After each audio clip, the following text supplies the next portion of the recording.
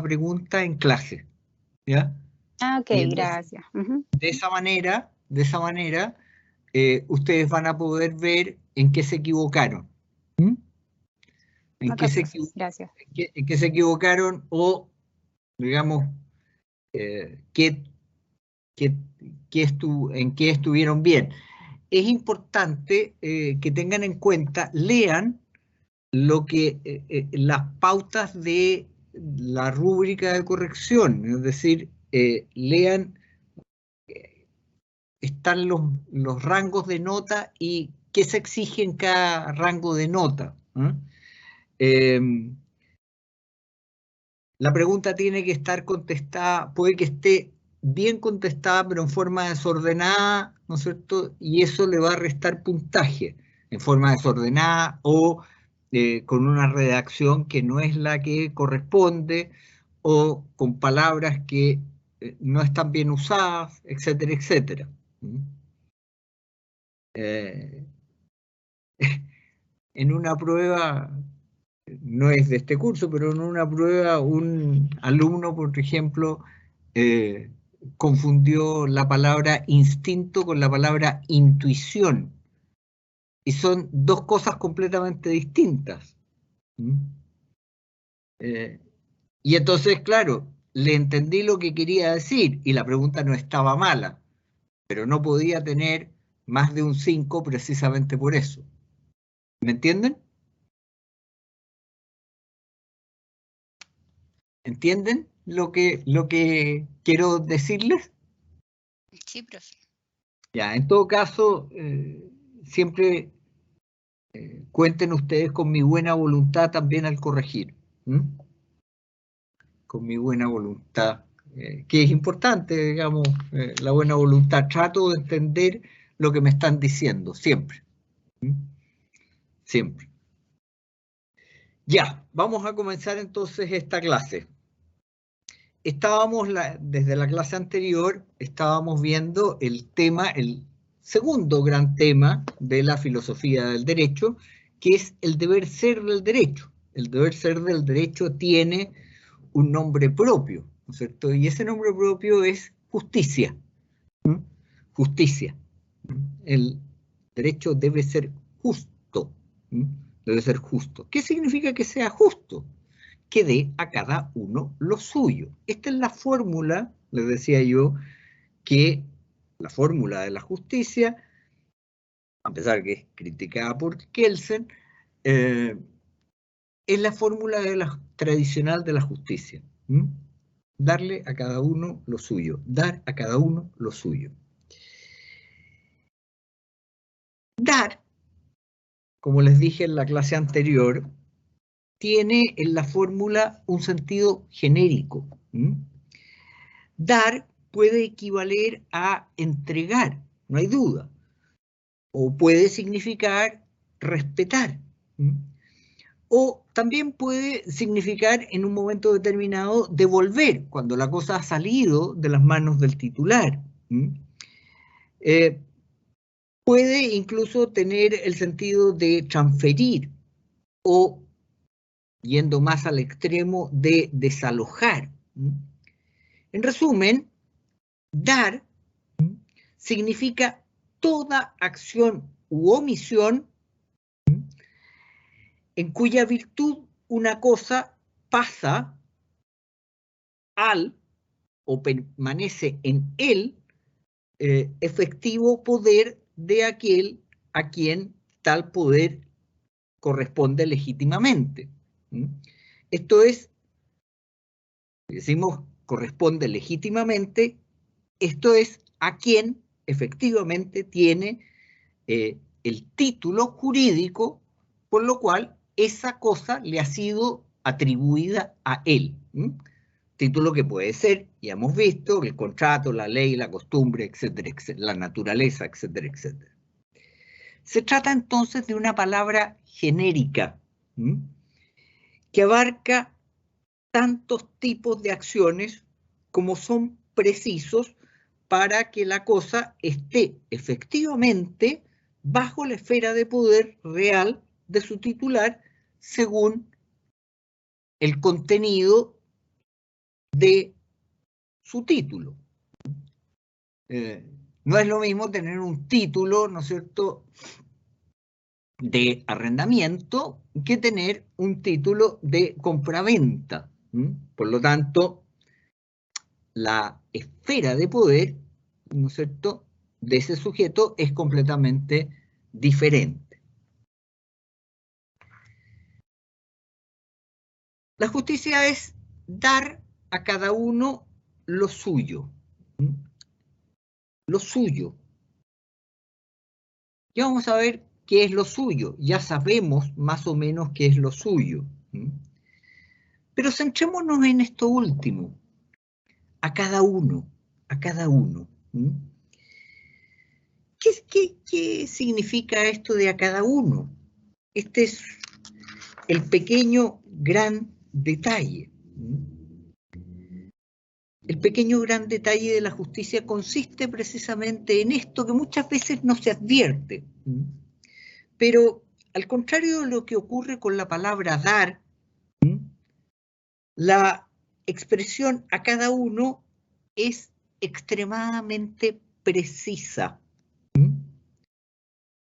Y es precisa porque la justicia no consiste en dar o repartir cosas a la humanidad, a la clase obrera, al pueblo. No se refiere a los derechos de la mujer, ni a los derechos de la raza negra o de la raza mapuche o de los marginados o cualquiera de otras abstracciones. La justicia consiste en darle a cada uno lo suyo. Y cuando decimos cada uno, estamos hablando de personas individuales. Personas individuales.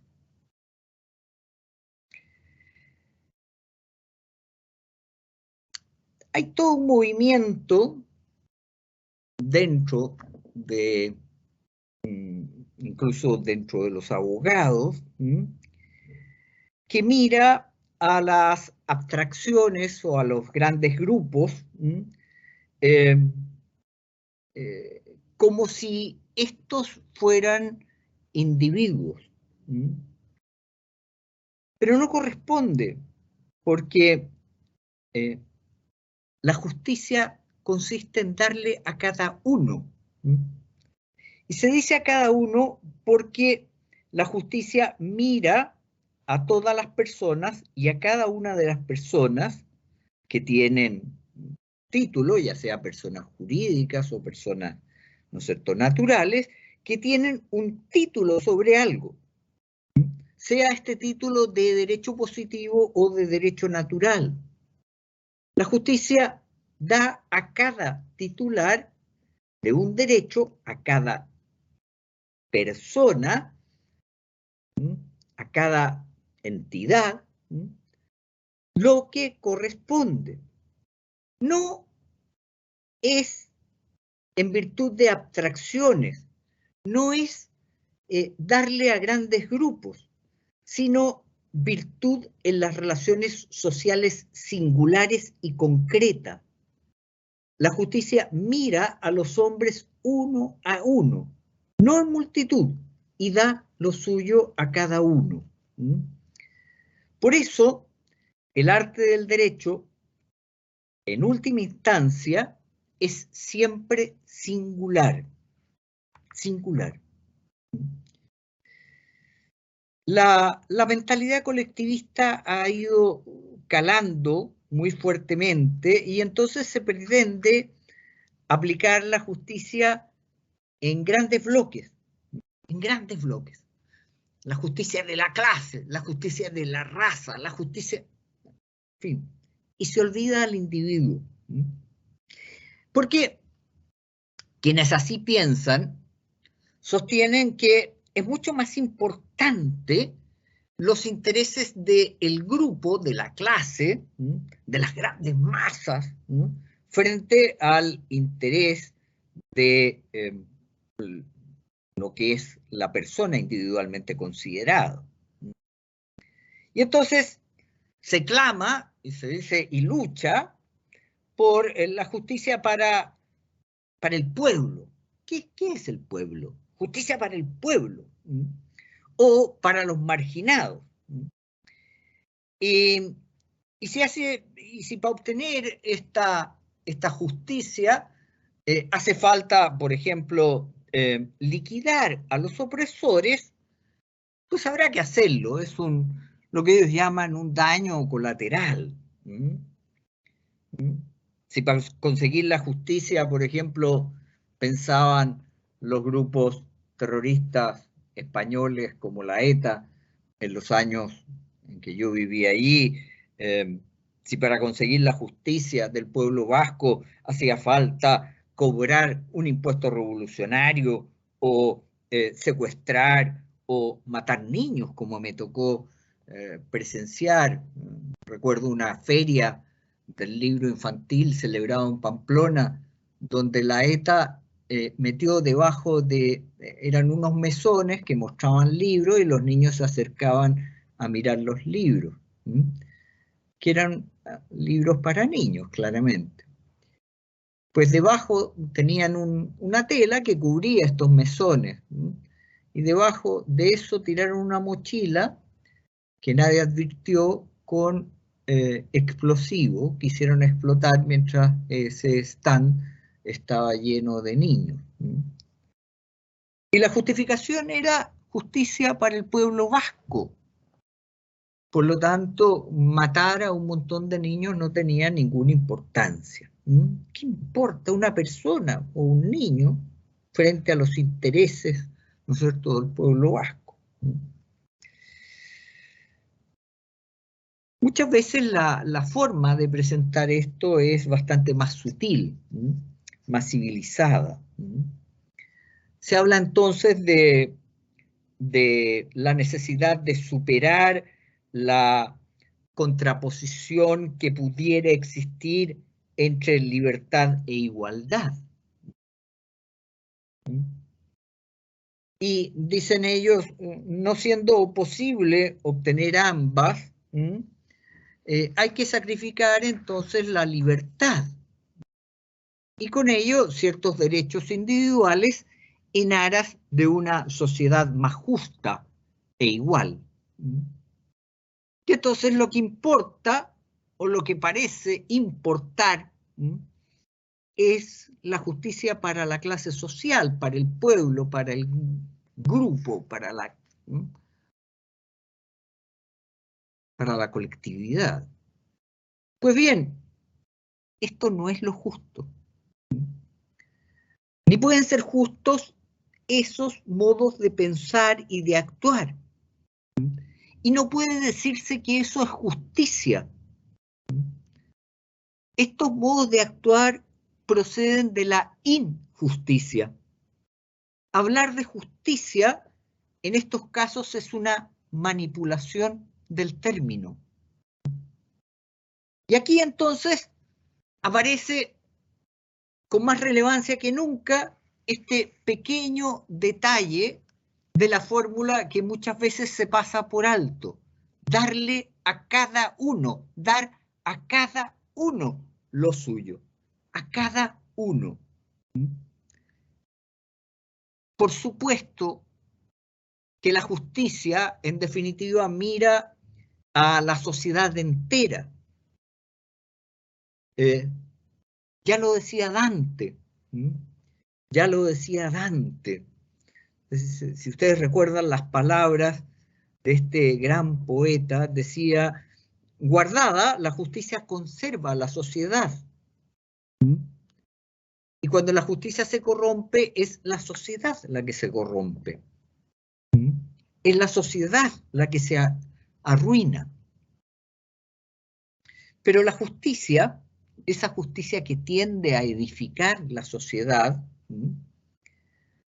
da derecho a cada uno, persona por persona, individuo por individuo, colectividad por colectividad. Decía mi profesor de filosofía del derecho hace muchos años, decía que la justicia es como esos grandes pintores capaces de hacer cuadros gigantescos. Si ustedes van al Museo del Prado, por ejemplo, en Madrid, verán efectivamente unos cuadros gigantescos, ¿sí? Gigantescos cuadros, sobre todo cuadros de batallas, que son enormes. Pero esos cuadros no fueron pintados a grandes brochazos, sino detalle por detalle, punto por punto. La justicia es una virtud puntillosa. La justicia es una virtud de detalle, que no se conforma con los grandes rasgos, no se conforma con el pueblo. Esta abstracción que nadie sabe realmente qué es el pueblo. ¿Quién es el pueblo? ¿Qué es el pueblo? ¿Todos los habitantes de la nación son el pueblo? No, pareciera que no. Lo restringimos siempre a algún grupo que nos resulta conveniente políticamente. Eso es el pueblo. El pueblo. La justicia ve en cada hombre la dignidad humana. Contempla la justicia a ese ser exigente, ¿no es cierto?, que es dotado de derechos, precisamente por lo que es, porque es persona. Por eso la paciencia es propia también de la virtud de la justicia. Van inseparablemente unidas paciencia y justicia.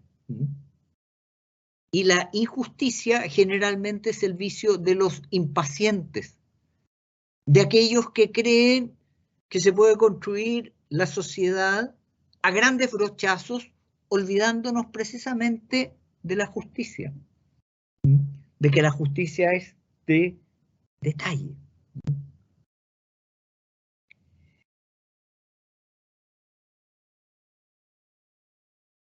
Hay muchos políticos que suelen gustar de los grandes trazos y de la celeridad precisamente en la obtención de los frutos.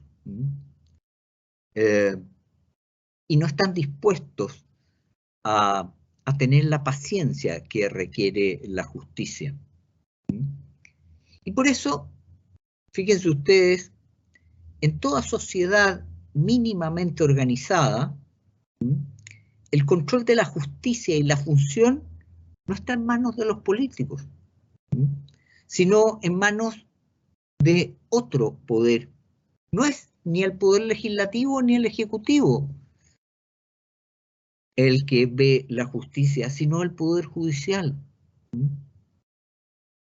Y este poder, el poder judicial, no actúa por medio de grandes directrices, no actúa por planes más o menos ambiciosos, no. Actúa caso a caso. Oye a los ciudadanos uno por uno, controversia por controversia. Atiende a cada uno y dicta sentencia, dice con autoridad qué es la justicia en cada caso.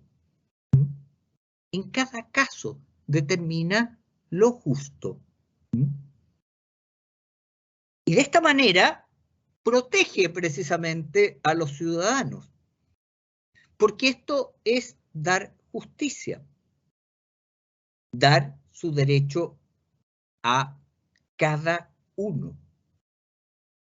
Por eso que es disparatada esa justicia de grupo, que no duda en atacar los derechos de los individuos.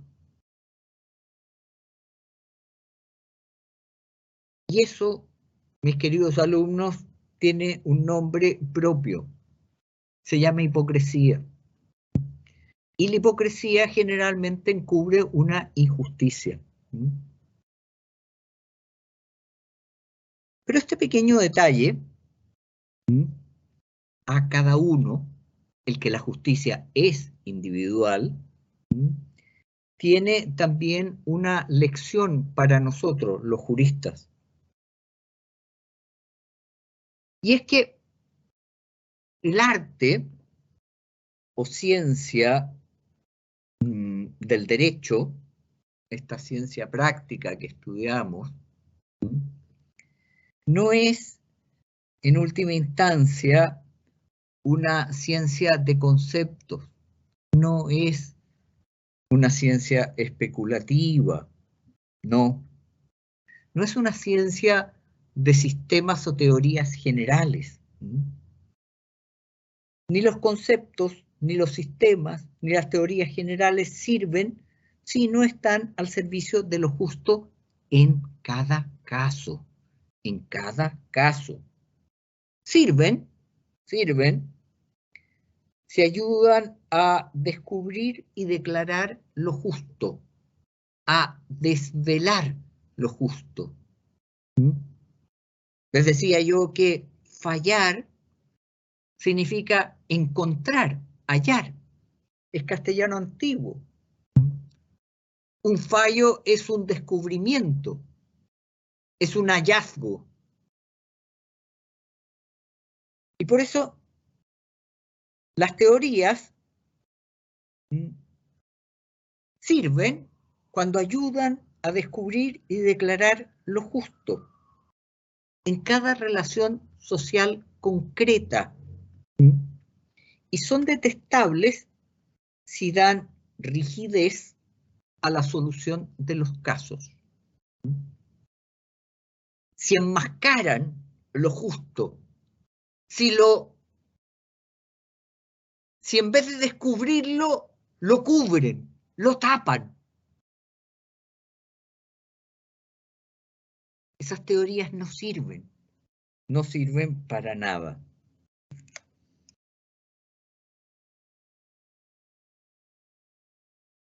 Ahora,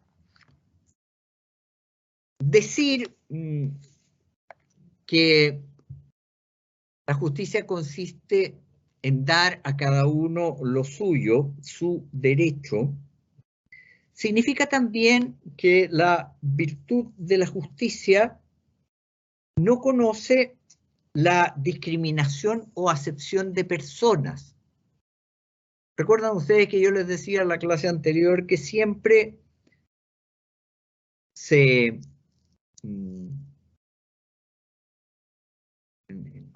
los monumentos que se hace a la justicia se presenta siempre a una señora, en realidad es una diosa, pero a una señora con los ojos vendados?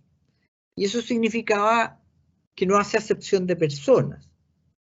Y esto está en la misma fórmula de la justicia. Da a cada titular su derecho, sea quien sea.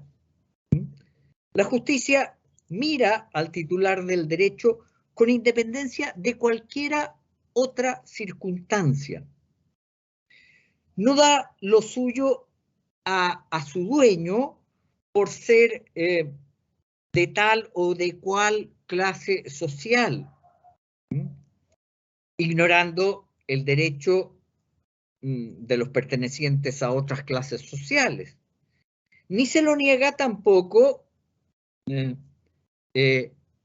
por su condición o por su estado o circunstancias, sino porque carece de título para, y por lo tanto no lo tiene ese derecho.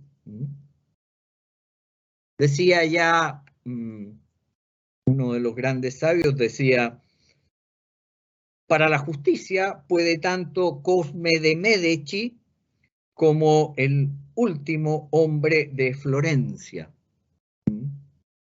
Recordemos que los Medici gobernaron Florencia durante bastante tiempo. En el Levítico si ustedes leen el Levítico, dice: no cometas injusticia en juicio, ni favoreciendo al pobre, ni complaciendo al poderoso. Juzga a tu prójimo según la justicia. Y la justicia no tiene otra medida que la dignidad del hombre, la condición de persona en que se fundamenta todo derecho posible.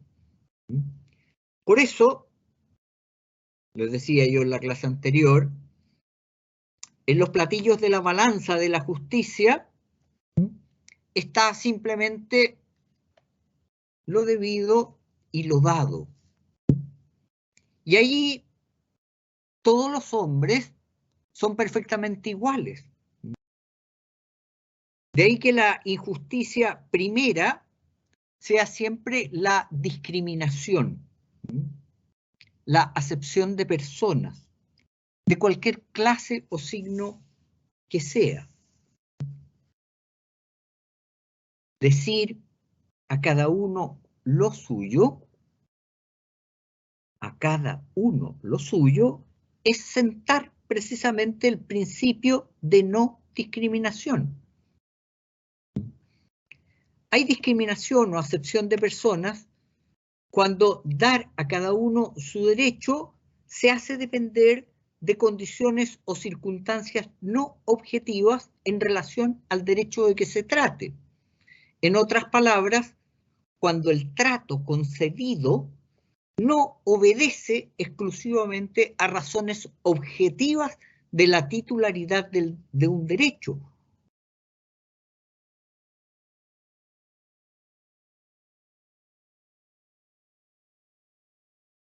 Si la titularidad de un derecho se asienta en el hecho de ser persona, habrá discriminación cuando se niegue ese derecho en base a cualquier condición distinta de ser persona.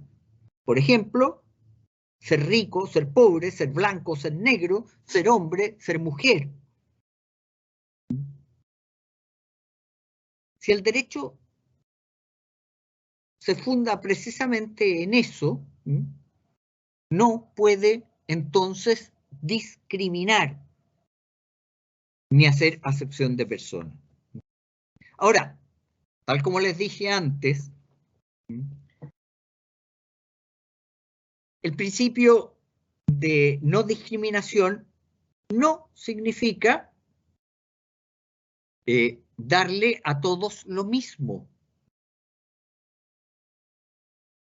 Porque esto no es la fórmula de la justicia, sino dar a cada uno lo suyo.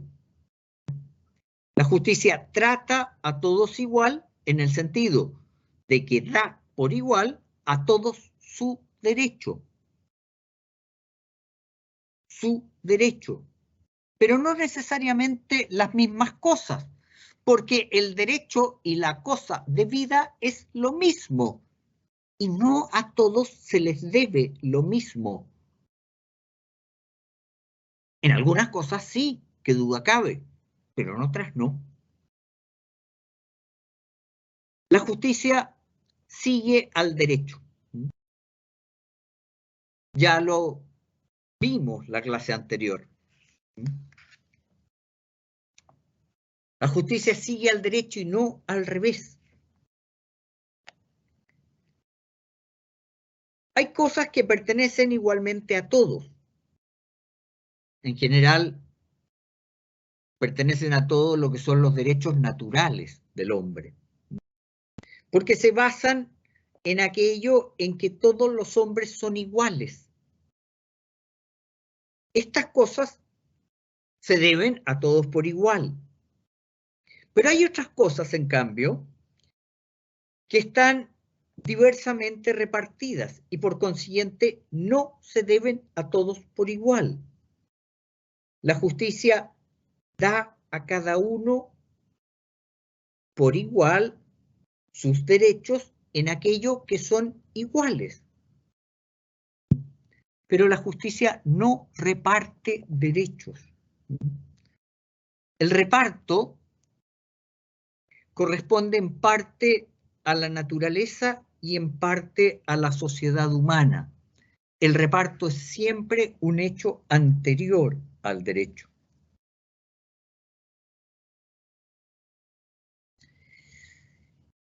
Hoy en día, en nuestra profesión jurídica, se ha introducido desde los años 80, tal vez un poco antes de los años 70, una forma muy sutil, pero a mi juicio inequívoca, de discriminación o acepción de personas. Y la llaman el uso alternativo del derecho, según el cual se debe tener en cuenta la pertenencia del sujeto a la clase burguesa, que es opresora, o a la clase proletaria, que es la oprimida, al tiempo de dictar una sentencia en un sentido u en otro. El señor juez que liberó, por ejemplo, a aquellos de la primera fila que habían participado, los liberó simplemente porque, claro, ellos pertenecían a la clase oprimida, y entonces hizo el juez Urrutia lo que se llama, o lo que se llama, al menos en filosofía del derecho, el uso alternativo del derecho. Pero este uso alternativo del derecho no es más que una vieja forma de injusticia con ropajes nuevos.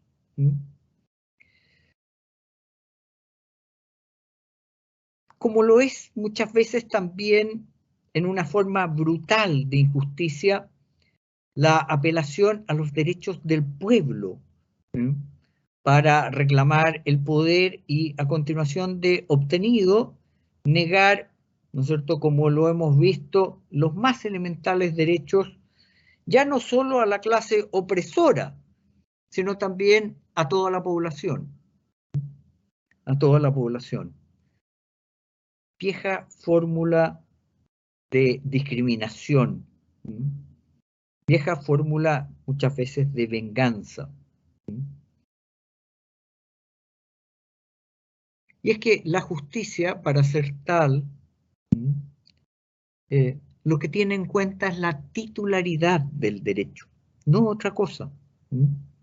Y por tanto, la justicia, para la justicia es igual una persona rica o una persona pobre.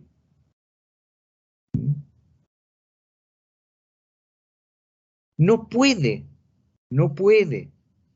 hacer acepción de personas. Y si lo hace, lo que hace es destruir la justicia. La justicia. Pero volvamos a nuestro tema. Volvamos a nuestro tema. La justicia es darle a cada uno lo suyo. Y si la justicia consiste en dar a cada uno lo suyo, y el derecho preexiste a la justicia, ¿cómo puedo yo darle algo a alguien que ya lo tiene? Y esta es la pregunta que se hizo nuestro buen amigo Kant, uno de los más grandes filósofos que ha habido. Pero Kant se equivocó.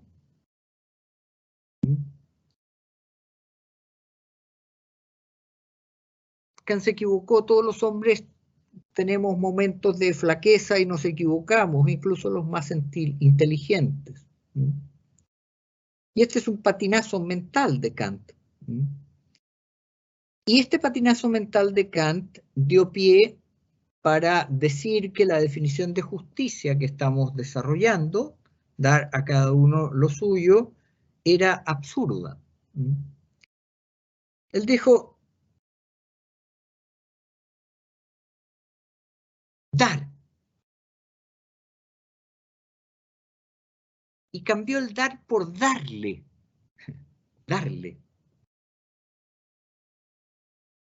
Pero la justicia no consiste en crear u otorgar derechos, sino en dar lo que a ellos corresponde.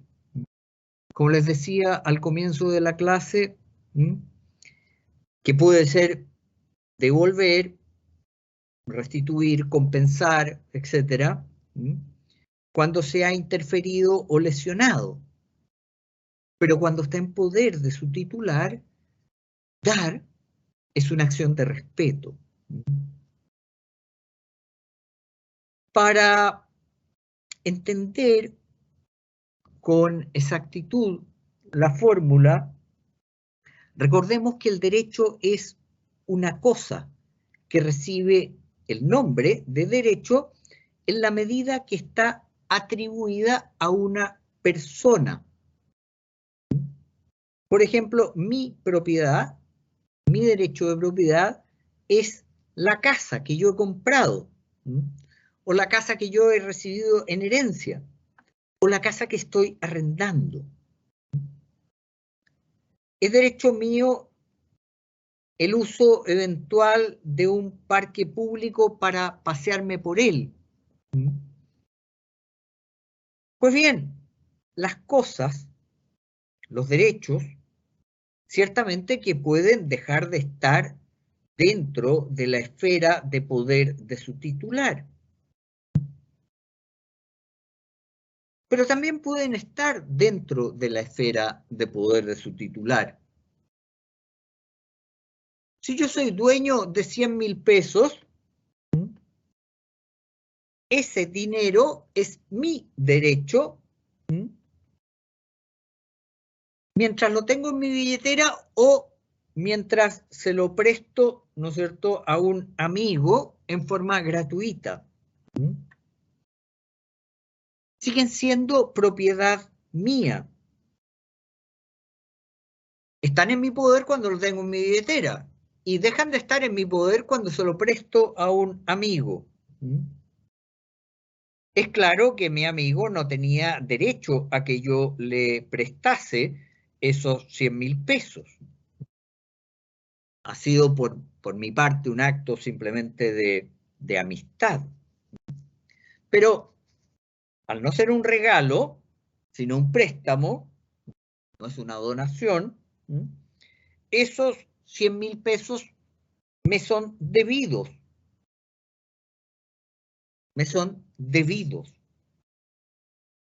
Y al devolvérmelo, ¿no es cierto?, no habrá hecho un acto de amistad, mi amigo, sino de justicia. De justicia. No se trata entonces de crear u otorgar un derecho, sino de dar lo que corresponde a ese derecho. Respeto, devolución, compensación, restitución. El acto de crear un derecho u otorgar un derecho, lo que presupone su inexistencia anterior, no es un acto de justicia, sino que es un acto de dominio, de poder. Es un acto que es previo a la justicia. La justicia siempre sigue al derecho. Es posterior al derecho. Necesita que ya exista ese lo suyo de cada cual.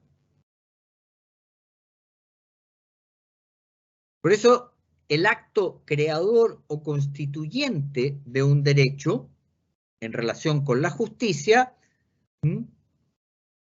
es un acto originario anterior.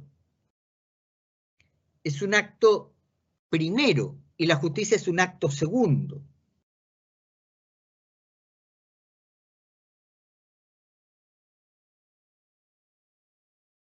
Y este punto tiene relación con el hecho básico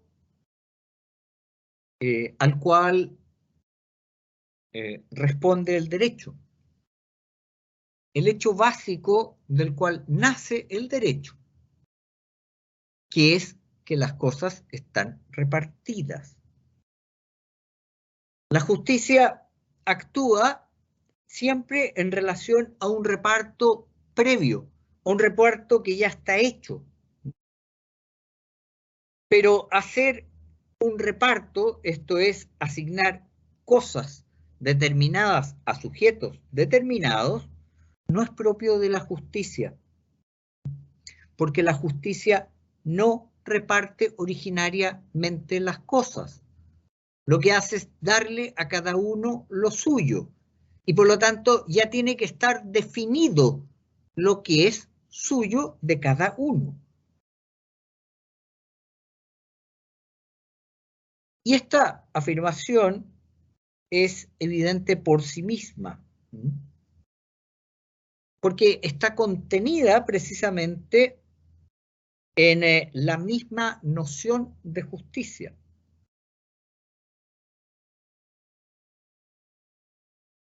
Pero alguien me dirá, oiga, todo eso está muy bien, pero las cosas, yo me doy cuenta que están mal repartidas, ¿no? Como dice la gente en la calle, está mal pelado el chancho.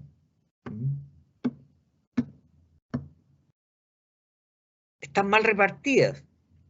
Están repartidas injustamente, dicen algunos. Y es cierto. Es cierto. Muchas veces aspiramos a que se haga un reparto justo. Cierto. Es verdad. Pero volvemos a lo de antes. Si el actual reparto de bienes tiene aspectos injustos, ello es debido a que los hombres nos hemos repartido las cosas contraviniendo derechos preexistentes. ¿Qué derechos preexistentes? Aquellos derechos que componen el derecho natural. Claro. Y entonces ese reparto que es injusto es un reparto segundo, no un primer reparto. No un primer reparto.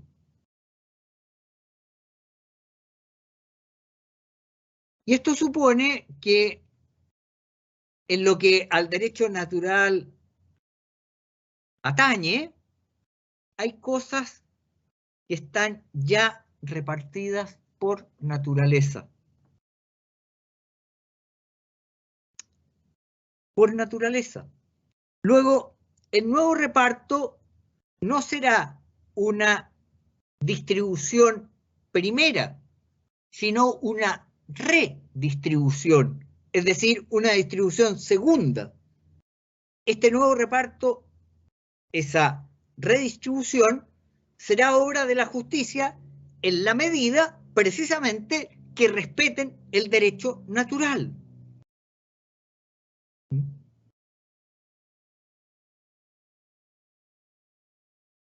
Y en este caso, se tratará, claro, de un acto segundo. Si se habla de un actual reparto injusto de bienes y se postula una redistribución justa, y a la vez se niega el derecho natural, una de dos. O se trata de una incongruencia o simplemente representa un intento burdo de sustituir lo justo por ideologías. Y en ambos casos, la justicia, darle a cada uno lo suyo, sale mal parada.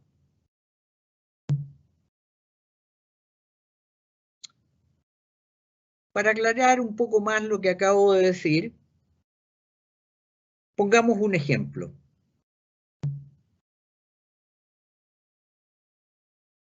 Vamos a ver. Si la persona A, sin tener obligaciones legales o naturales con sus posibles herederos, reparte sus bienes entre B, C y D, estamos suponiendo que no hay legitimarios. O sea, no hay ni hijos, ni ascendientes, ni descendientes, ni cónyuges. Reparte, digo, sus bienes entre B, C y D. Este reparto es un reparto primero. Al hacerlo A, al repartir estos bienes, no está haciendo un acto de justicia, porque nada le debe a estos herederos. Yo soy soltero, sin hijos, mis padres han muerto, no tengo hermanos, y decido dejarle la mitad a la Sociedad Protectora de Animales de mis bienes y los otros dos 25%, se lo dejo uno a doña Gertrudis Astudillo, que es mi amiga, y a don Juan de Buenaspera, que también es mi amigo. Punto. Una vez que yo muera, una vez que esté muerto los bienes van a ser de hecho, ya lo estaban repartidos de derecho, repartidos entre P, C y D, entre la Sociedad Protectora de Animales, la señora Astudillo y don Juan de Buenaspera. Porque este es el cumplimiento de la voluntad del fallecido. Ahora, ese reparto que hace el juez, ¿no es cierto?, una vez que declara a cada uno de los herederos como tales, a través de lo que es la posesión efectiva, ¿no es cierto?, es un reparto segundo. ¿Por qué es un reparto segundo? Porque ya lo había repartido, ¿no es cierto?, el testador en el testamento. ¿Qué pasa si el juez, en vez de entregarle el 50% a la Sociedad Protectora de Animales, como decía el testamento, y un 25% a doña Gertrudis y un 25% a don Juan, lo hace al revés? Es decir, le entrega, por ejemplo, a doña Gertrudis un 50% y a la Sociedad Protectora de Animales un 25%. ¿Qué es lo que hace? A ver, don Sergio, doña Javiera, doña Paulina, a ver si están atentos. ¿Qué es lo que hace con este segundo reparto?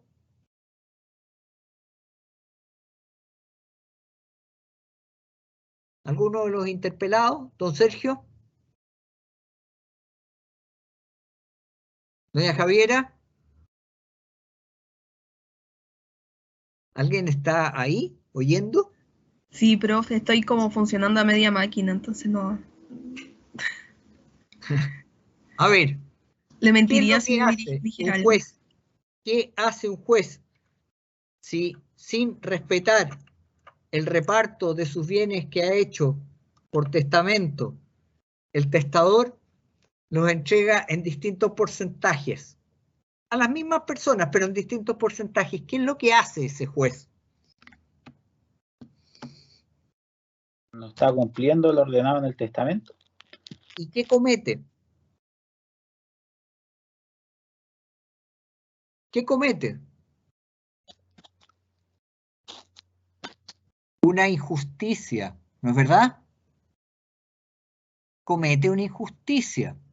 No le da a cada uno lo suyo. ¿Se fijan ustedes que para saber qué era lo suyo de cada uno, tuvimos que mirar el primer reparto. El primer reparto se hizo en el testamento. El segundo reparto se hizo, ¿no es cierto?, en el juicio de posesión efectiva. Y es un segundo reparto. Y si en ese segundo reparto no se respeta el primero, se comete una injusticia.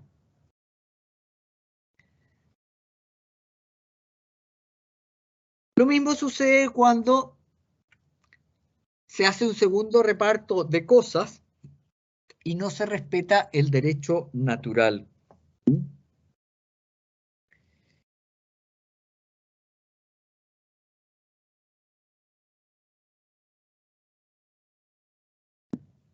¿Entienden el tema? Cuando decimos este reparto es injusto. Si ese reparto es injusto, es porque es un reparto segundo. Porque si no, no podríamos decir que es injusto si fuera un reparto primero. Supongamos, en el mismo ejemplo, supongamos que a la Sociedad Protectora de Animales yo le dejo un 5% y le dejo un 95% de eso a doña Gertrudis Astudillo. ¿Podría la Sociedad Protectora de Animales decir que ese testamento es injusto? No, no podría. ¿Por qué no podría?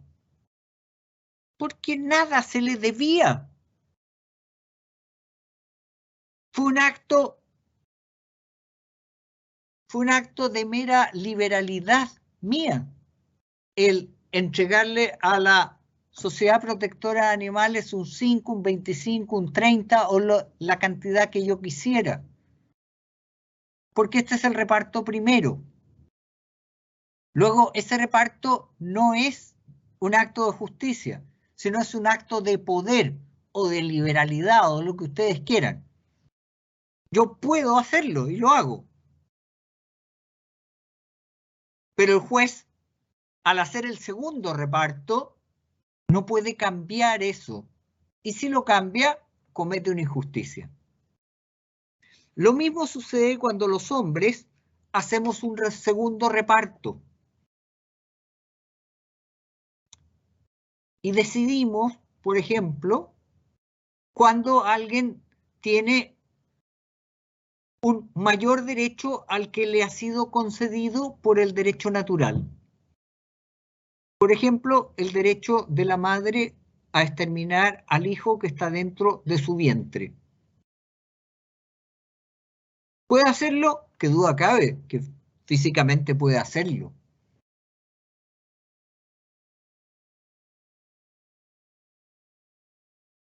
Pero no está respetando el derecho a la vida de aquel que está por nacer.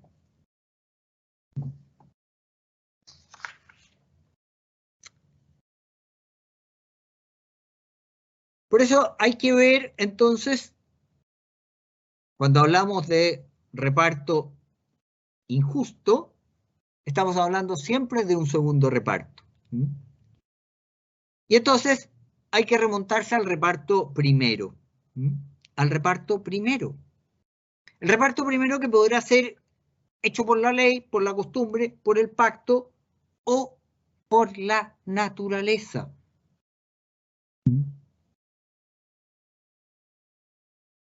Y ese reparto no es propio de la justicia.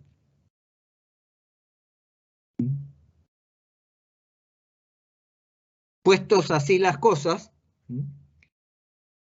si uno piensa, Dios me dio la vida, ¿me debía la vida? No. Fue un acto de mera liberalidad, de amor.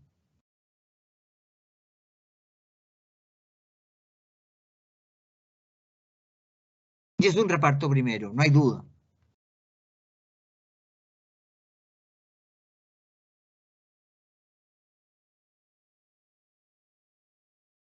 Ese reparto primero no es propio de la justicia.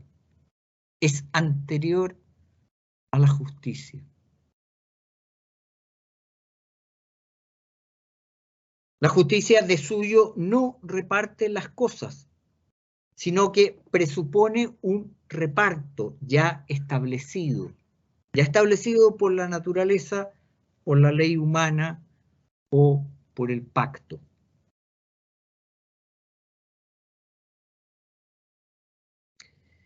El último aspecto a considerar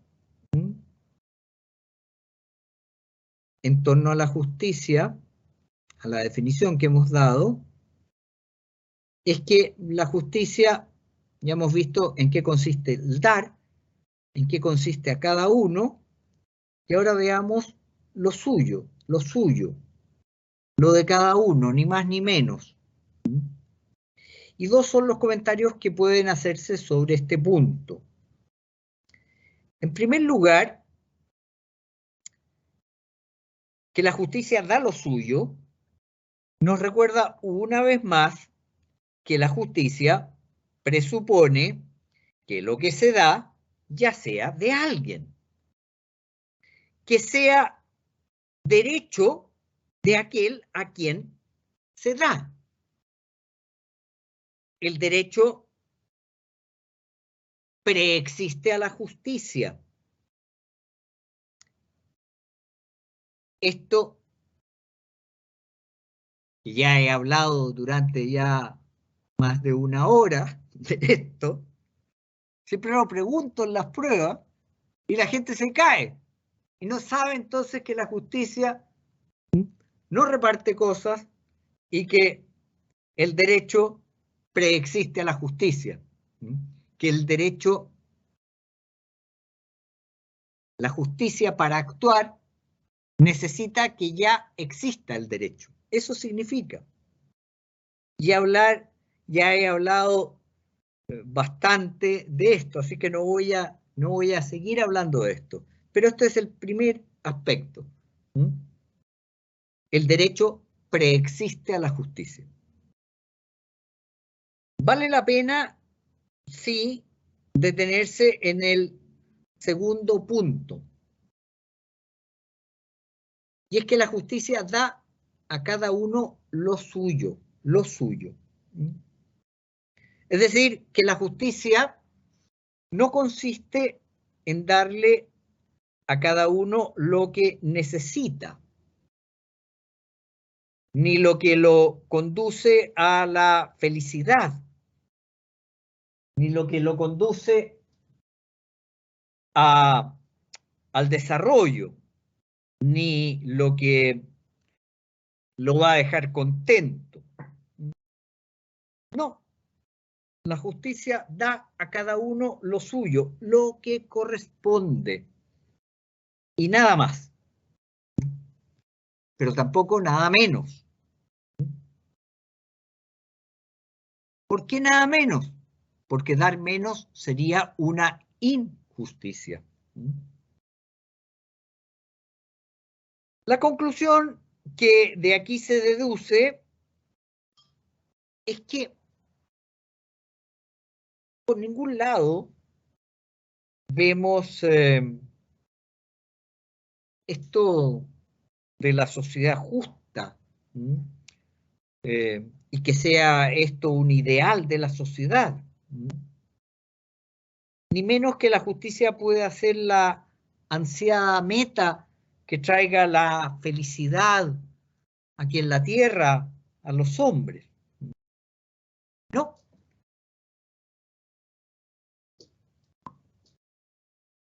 Sino que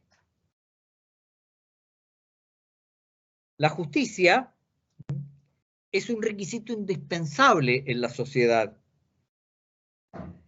Sin justicia, la sociedad se derrumba, no hay duda.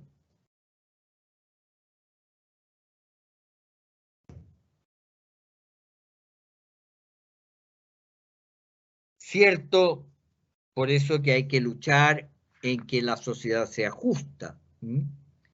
Y entre los medios de esta lucha porque la sociedad sea justa está el arte del derecho. Y quienes más podemos hacer y debemos hacer para que la justicia se implante aunque no somos los únicos, somos los juristas.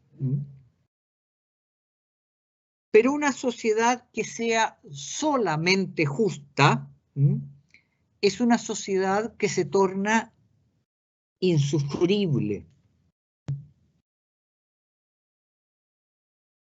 Si a una persona se le da solo lo justo, no habrá ni amistad, ni cariño, ni liberalidad, ni ayuda, ni solidaridad, ni nada cuanto permite el desarrollo normal y adecuado de la vida social. Por eso, la justicia y la sociedad justa son puntos de partida y no pueden constituir metas, porque son el principio. Punto de partida, ¿no es cierto? La meta está al final. El punto de partida, en cambio, está al comienzo. Son la base y no pueden constituir, por lo tanto, un ideal.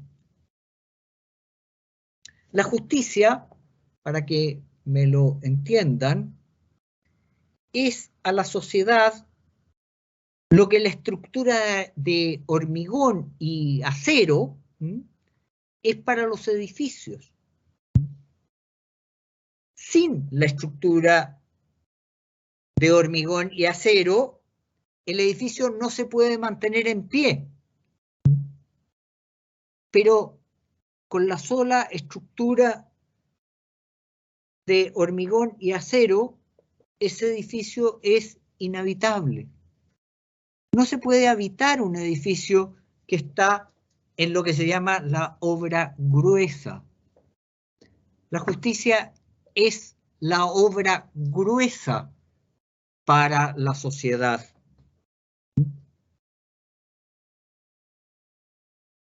La sociedad sin justicia se destruye, pero solo con la justicia la sociedad es insufrible, invivible.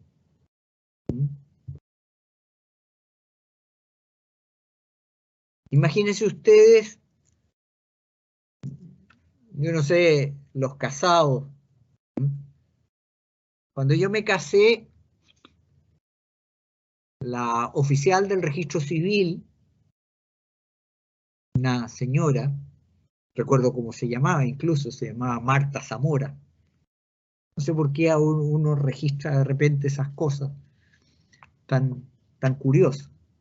Doña Marta Zamora, cumpliendo con la ley, hizo toda una lectura de una serie de artículos del Código Civil, que es lo que se hace en los matrimonios civiles.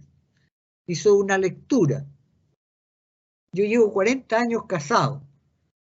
Por supuesto, jamás mi relación con mi mujer ha sido en base a eso. Ha sido muy superior a eso. El respeto, el amor, no está en esos artículos. No está en el artículo 102, ¿no es cierto?, donde dice lo que es el matrimonio, y en los siguientes. No está allí.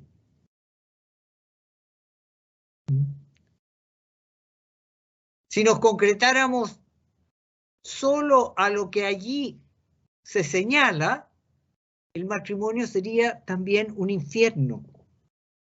No lo es precisamente porque eso que está allí y que es de justicia es solo el mínimo, no el máximo. Nunca el máximo. Voy a cumplir 41 años de casado y doy fe de que no es el máximo.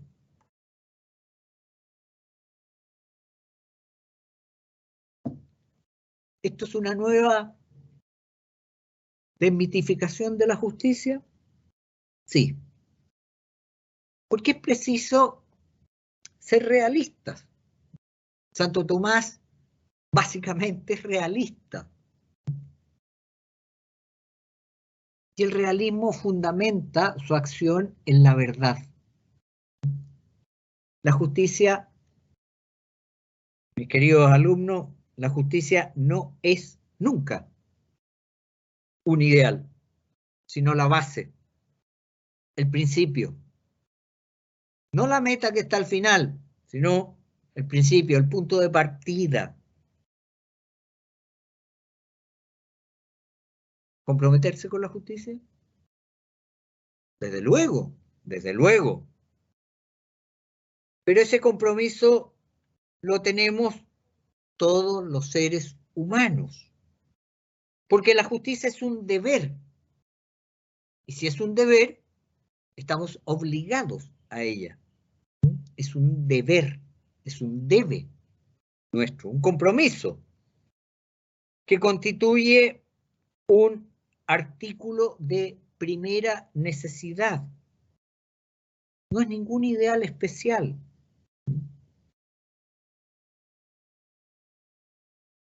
Imagínense ustedes que a alguno se le ocurriera hacer un voto solemne de no asesinar a nadie.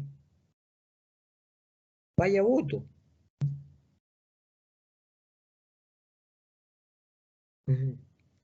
Usted, señor, puede comprometerse a querer a su semejante, pero no puede comprometerse a no asesinar a nadie. Eso se da por descontado, por descontado.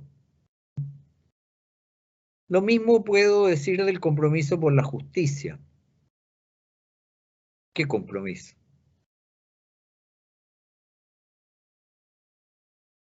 Pobre sociedad en la que ser justo aparezca como algo especial, como algo capaz de justificar un compromiso particular. No es la justicia lo que justifica un compromiso, sino el amor a los demás. El amor, la fraternidad, la donación a los otros. La donación a los otros con sacrificio de uno mismo. Esos son compromisos que vale la pena asumir. Sobre todo si ese amor a los demás tiene su raíz en el amor a Dios. La justicia es, en definitiva, el mínimo social a lo que estamos obligados todos en las relaciones entre seres humanos. Y lo mínimo nunca, nunca, repito, nunca puede ser un ideal.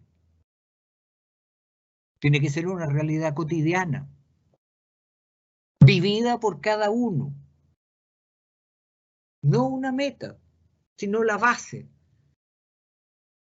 Dar a cada uno lo suyo implica el respeto por el otro. El respeto por lo que el otro es.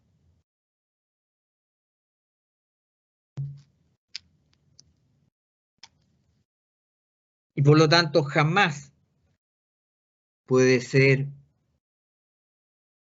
nunca puede ser una meta, un ideal.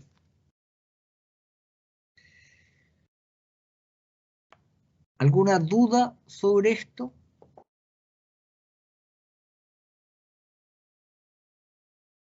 Por el momento no, profe. Igual, profe, por el momento, ninguna. Solo quedamos 3. Profe, un compañero, Nicolás Castro, me dijo que se le había cortado la luz en su casa, que me pidió que le dijera. Vaya. Espero que no se le corte también el agua, porque vienen ahora... Ahí es más complicado. Sí, están anunciados unos cortes de agua. No sé si ustedes leyeron que No había visto eso. la empresa de agua potable va a cortar el agua en varios sectores de Santiago. Es que incluso los colegios están mandando a los niños a la casa precisamente por este corte de agua. ¡Ya!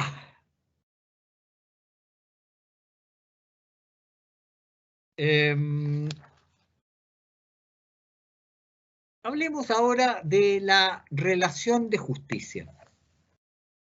La relación de justicia. Desde la perspectiva en que estamos hablando, llamamos relación de justicia a la relación jurídica. Es decir, a la que existe entre dos o más sujetos en razón de sus respectivos derechos o cosas que les pertenecen.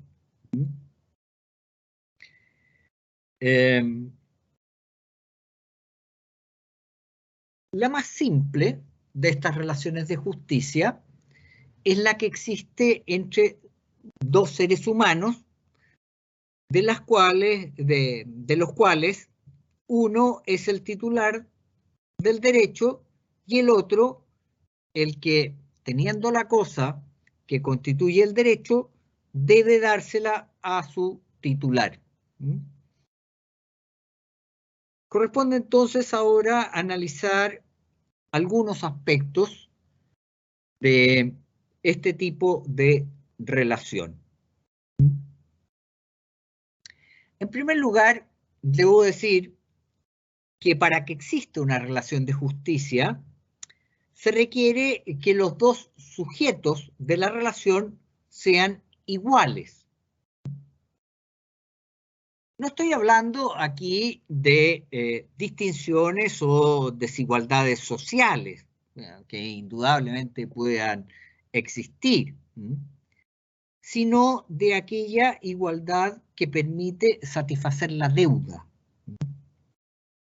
Hay, en efecto, casos en los que la desigualdad entre los sujetos provoca un desequilibrio tal entre lo adeudado y lo que se da que no se puede satisfacer la deuda sino solo en parte. Y esto es debido a que lo que se da y lo que se recibe provienen precisamente del hecho que esos sujetos de la relación no son iguales, sino desiguales, y de la relación que tampoco es igual. Estas relaciones desiguales, en que los sujetos y la relación no es igual, se han llamado tradicionalmente relaciones de piedad.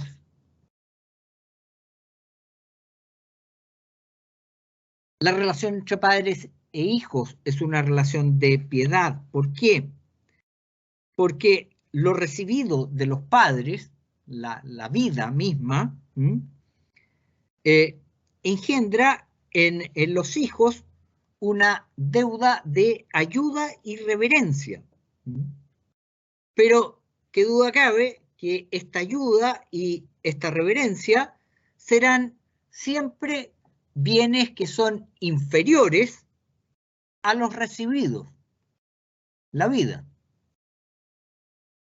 Claro, yo recibí de mis padres la vida, aunque yo, ¿no es cierto?, haya ayudado a mis padres en el último tiempo e incluso los haya siempre obedecido y reverenciado, no hay duda que lo que yo he recibido es mucho mayor que lo que yo he podido dar. Y por tanto, falta entonces la igualdad entre lo debido y lo dado, que es lo propio de la justicia.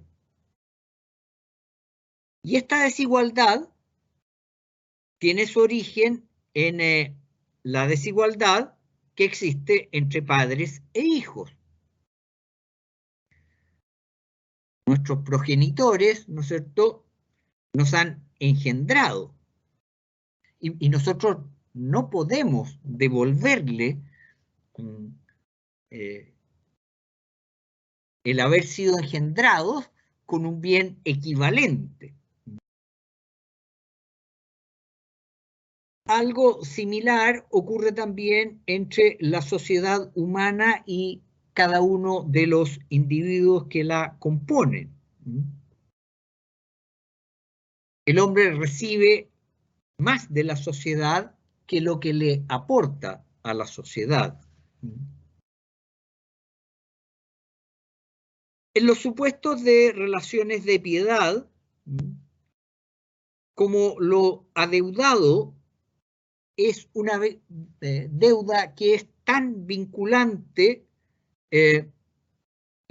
como la deuda de justicia, de hecho es más, incluso es más vinculante que la deuda de justicia, se habla también de derecho, aunque sea en un sentido que es un sentido imperfecto, porque para que sea un derecho necesitamos que exista igualdad. Sin embargo, esta distinción no tiene relevancia para la ciencia jurídica. El derecho imperfecto se asimila al derecho en el sentido estricto y propio, sin olvidar, desde luego, las peculiaridades de la relación de piedad cuando tengamos que analizar un caso de relación de piedad. La relación entre padres e hijos nunca es una relación entre iguales. Nunca. No es una relación entre iguales.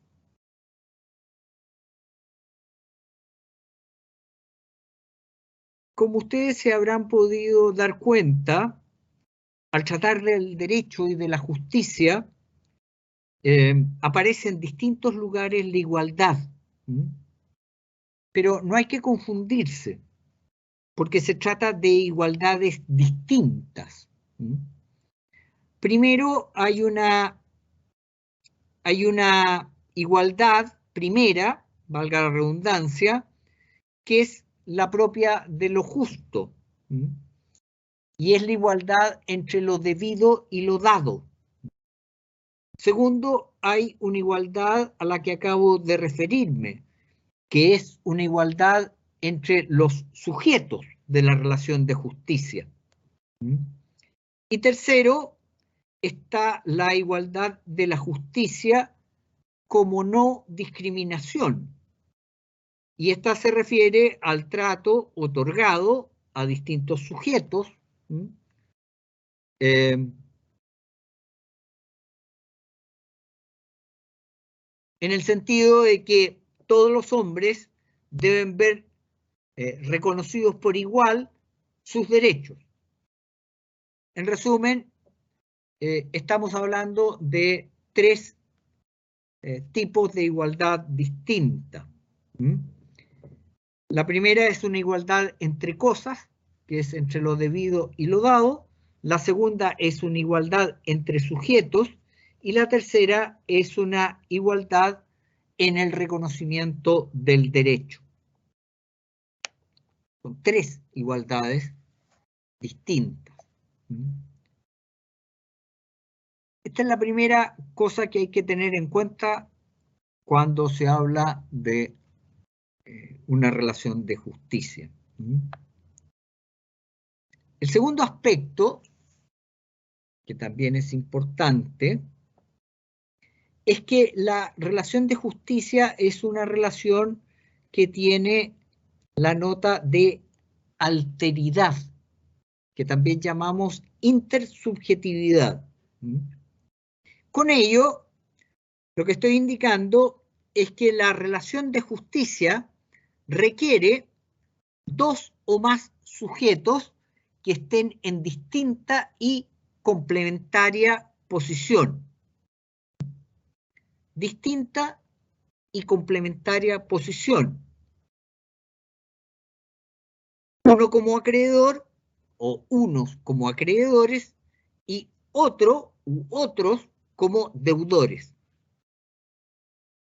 La razón la señalaba antes, porque La justicia consiste en darle a cada uno lo suyo. Y si consiste en dar a cada uno lo suyo, requiere necesariamente al menos de dos sujetos, el que da y el que recibe. Dos sujetos, el titular del derecho y el deudor. Y dos sujetos en posiciones distintas y complementarias. Uno es acreedor y el otro es deudor. Ambos sujetos o grupos de sujetos se encuentran unidos por una relación obligatoria o vinculante, o sea, por un vínculo de naturaleza jurídica. Entonces, la relación de justicia o relación jurídica comprende dos sujetos, al menos, un vínculo jurídico y tercero, el contenido o situaciones jurídicas, o sea, los derechos subjetivos, los deberes, las facultades, los poderes que comporta esa relación. El fundamento de la relación, o sea, aquello por lo cual están relacionados los sujetos, y la relación misma tiene naturaleza jurídica. Es la cosa justa o derecho en el sentido realista del cual hemos venido hablando. Y lo tercero, en la relación de justicia, ya hemos visto, ¿no es cierto?, lo que es la igualdad, lo que es la intersubjetividad. Y lo tercero es que la alteridad o intersubjetividad es relación entre sujetos que son distintos. Es decir, entre sujetos distintos, entre sujetos que son otros, alter. La consecuencia principal de esto reside en que tal relación, la relación jurídica o relación de justicia, solo puede darse entre personas que son enteramente otros. En aquellos aspectos en que la alteridad no es perfecta, no puede darse propiamente una relación de justicia. Y la razón de esto es lo siguiente. En la medida en que los sujetos no sean enteramente otros, no hay distinción entre lo suyo de cada uno. No hay distinción. Y por eso, por ejemplo, los hurtos domésticos de los hijos de familia solo en parte constituyen injusticia. Porque en lo que atañe a la familia, no hay entre padres e hijos una perfecta alteridad. Otra consecuencia no menos importante es que la relación de justicia es ante todo una relación del deudor hacia el acreedor. Como se trata de darle a cada uno lo suyo, la justicia mira al otro y en este sentido es eminentemente ad alterum. Ad alterum. Mira al otro, está orientada hacia el otro. Bien, existen diversas clases de relaciones de justicia.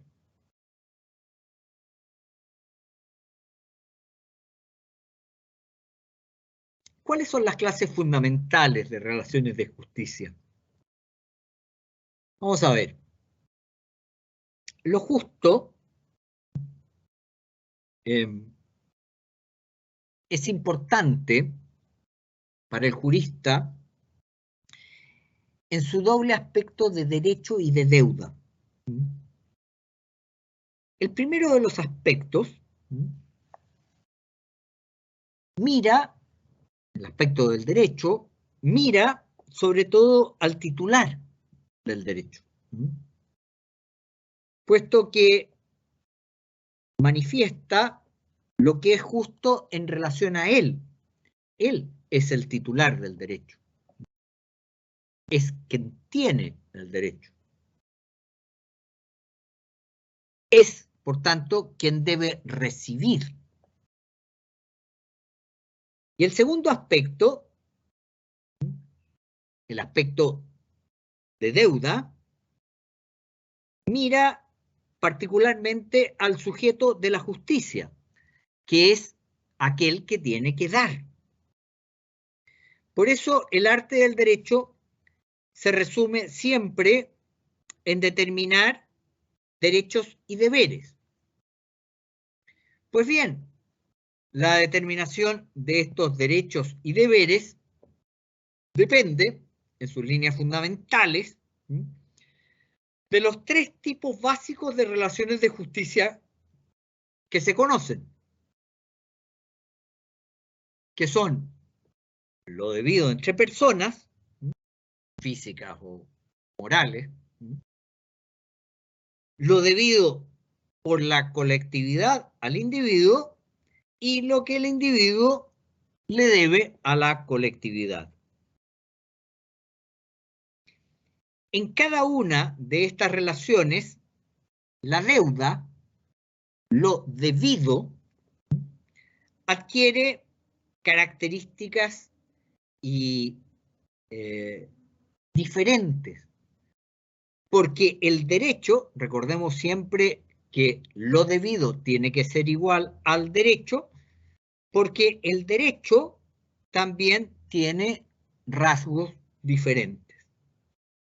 Por eso, desde Aristóteles hasta nuestros días, se ha distinguido estas tres clases de justicia, que corresponde a cada uno de los tipos de relaciones de justicia señalados.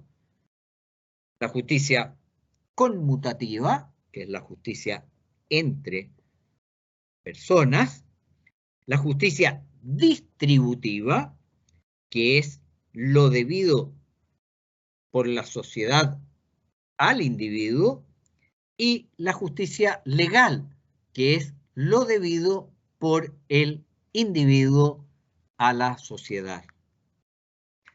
Veamos entonces cada una de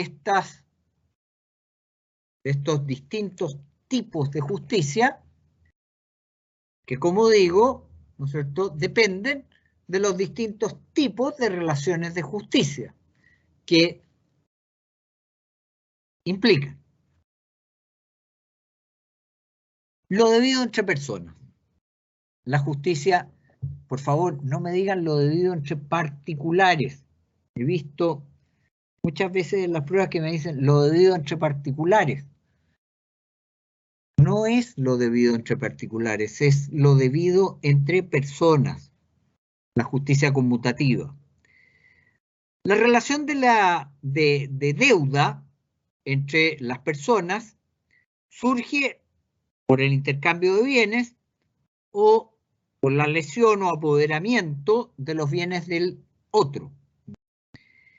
En el ámbito de estas relaciones, las acciones pueden reducirse a tres tipos. Primero, el intercambio de cosas. Por ejemplo, la compraventa, el arrendamiento, el transporte, etcétera, etcétera.